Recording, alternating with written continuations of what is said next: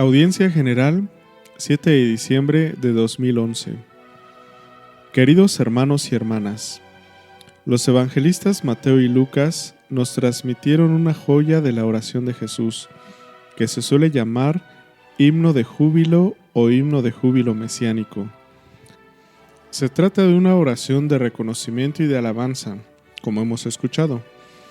En el original griego de los evangelios, el verbo con el que se inicia este himno y que expresa la actitud de Jesús al dirigirse al Padre es exomologumai, traducido a menudo como te doy gracias.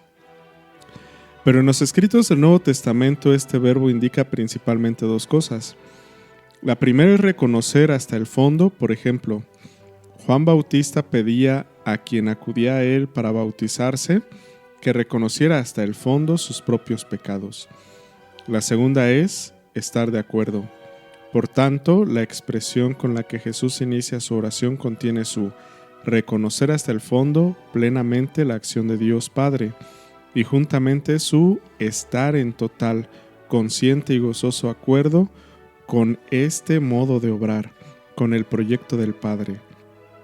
El himno de júbilo es la cumbre de un camino de oración en el que emerge claramente la profunda e íntima comunión de Jesús con la vida del Padre en el Espíritu Santo, y se manifiesta su filiación divina. Jesús se dirige a Dios llamándolo Padre. Ese término expresa la conciencia y la certeza de Jesús de ser el Hijo, en íntima y constante comunión con Él. Y este es el punto central y la fuente de toda oración de Jesús.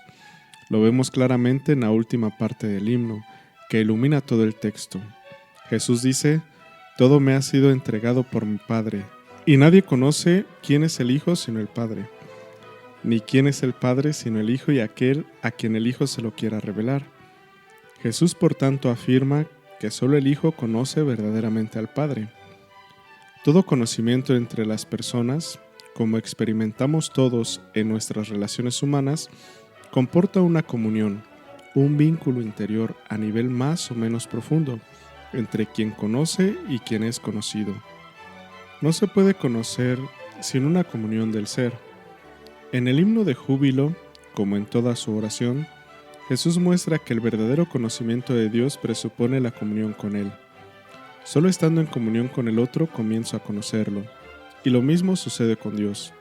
Solo puedo conocerlo si tengo un contacto verdadero, si estoy en comunión con Él. Por lo tanto, el verdadero conocimiento está reservado al Hijo, al unigénito que desde siempre está en el seno del Padre, en perfecta unidad con Él. Solo el Hijo conoce verdaderamente a Dios, al estar en íntima comunión del ser. Solo el Hijo puede revelar verdaderamente quién es Dios. Al nombre Padre le sigue un segundo título: Señor del cielo y de la tierra.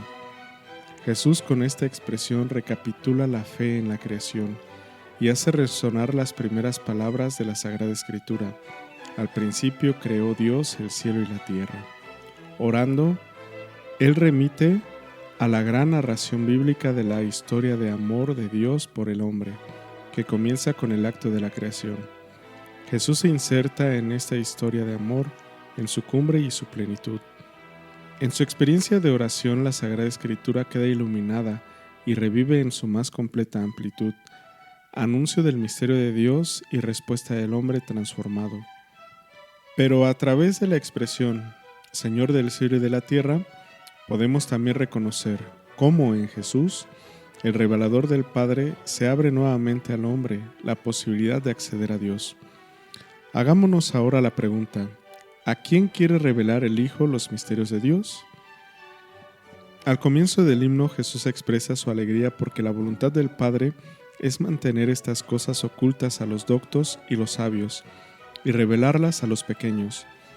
En esta expresión de su oración, Jesús manifiesta su comunión con la decisión del Padre, que abre a sus misterios a quien tiene un corazón sencillo. La voluntad del Hijo es una cosa sola con la del Padre. La revelación divina no tiene lugar según la lógica terrena, para la cual son los hombres cultos y poderosos los que poseen los conocimientos importantes y los transmiten a la gente más sencilla, a los pequeños. Dios ha usado un estilo muy diferente. Los destinatarios de su comunicación han sido precisamente los pequeños. Esta es la voluntad del Padre, y el Hijo la comparte con gozo.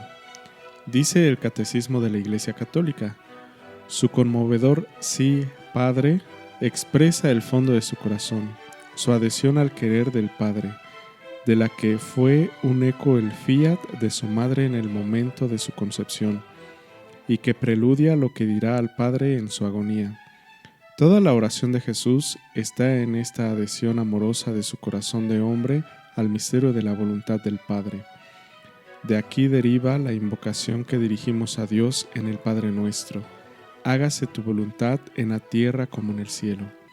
Junto con Cristo y en Cristo, también nosotros pedimos entrar en sintonía con la voluntad del Padre, llegando así a ser sus hijos también nosotros. Jesús, por tanto, en este himno de júbilo expresa la voluntad de implicar en su conocimiento filial de Dios a todos aquellos que el Padre quiere hacer partícipes de Él, y aquellos que acogen este don son los pequeños. Pero, ¿qué significa ser pequeños? ¿Sencillos? ¿Cuál es la pequeñez que abre al hombre a la intimidad filial con Dios y a aceptar su voluntad? ¿Cuál debe ser la actitud de fondo de nuestra oración? Miremos el Sermón de la Montaña, donde Jesús afirma: bienaventurados los limpios de corazón, porque ellos verán a Dios. Es la pureza del corazón la que permite reconocer el rostro de Dios en Jesucristo. Es tener un corazón sencillo como el de los niños, sin la presunción de quien se cierra en sí mismo, pensando que no tiene necesidad de nadie, ni siquiera de Dios. Es interesante también señalar la ocasión en la que Jesús prorrumpe en este himno al Padre. En la narración evangélica de Mateo es la alegría, porque no obstante a las oposiciones y los rechazos, hay pequeños que acogen su palabra y se abren al don de la fe en él.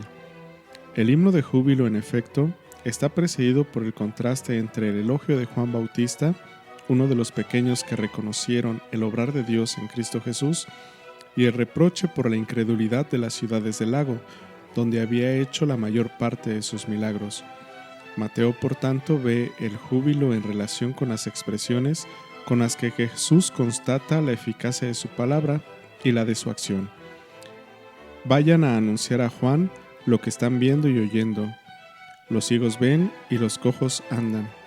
Los leprosos quedan limpios y los sordos oyen. Los muertos resucitan y los pobres son evangelizados. Y bienaventurado el que no se escandalice de mí. También San Lucas presenta el himno de júbilo en conexión con un momento de desarrollo del anuncio del Evangelio. Jesús envió a los 72 discípulos y ellos partieron con una sensación de temor por el posible fracaso de su misión. Lucas subraya también el rechazo que encontró el Señor en las ciudades donde predicó y realizó signos prodigiosos. Pero los 72 discípulos regresaron llenos de alegría porque su misión tuvo éxito. Constataron que con el poder de la palabra de Jesús, los males del hombre son vencidos. Jesús comparte su satisfacción en aquella hora. En aquel momento se llenó de alegría. Hay otros dos elementos que quiero destacar. El evangelista Lucas introduce la oración con una anotación: Jesús se llenó de alegría en el Espíritu Santo. Jesús se alegra partiendo desde el interior de sí mismo, desde lo más profundo de sí. La comunión única de conocimiento y de amor con el Padre, la plenitud del Espíritu Santo.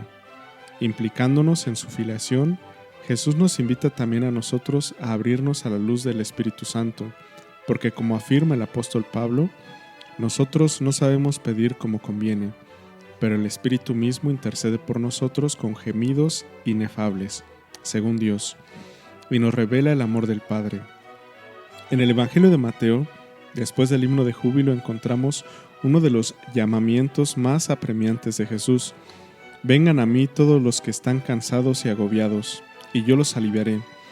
Jesús pide que se acuda a Él, que es la verdadera sabiduría, a Él que es el manso y humilde de corazón, porque su yugo, el camino de la sabiduría del Evangelio, que no es una doctrina para aprender o una propuesta ética, sino una persona a quien seguir, Él mismo, el unigénito en perfecta comunión con el Padre. Queridos hermanos y hermanas, Hemos gustado por un momento la riqueza de esta oración de Jesús. También nosotros, con el don de su Espíritu, podemos dirigirnos a Dios en la oración, con confianza de hijos, invocándolo con el nombre de Padre, Abba. Pero debemos tener el corazón de los pequeños, de los pobres en el Espíritu, para reconocer que no somos autosuficientes, que no podemos construir nuestra vida nosotros solos, sino que necesitamos de Dios, necesitamos encontrarlo, escucharlo, hablarle.